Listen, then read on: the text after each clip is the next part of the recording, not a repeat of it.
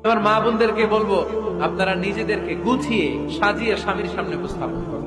অনেক বোনেরা আছে বাইরে যাওয়ার সময় পার্লারিং করে মেকআপ করে সুন্দর জামা কাপড় পরে বাইরে যায়, আর স্বামীর সামনে আসলে বুয়ার মতো থাকে। আছে না নাই?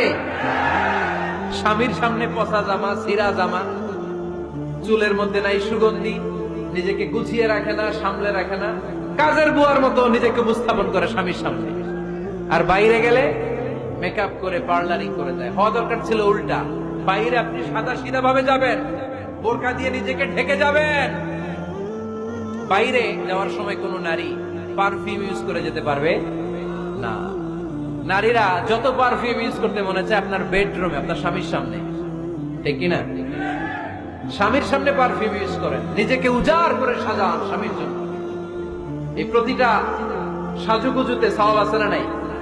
ইসলাম কতটা চেক এন্ড ব্যালেন্স, কতটা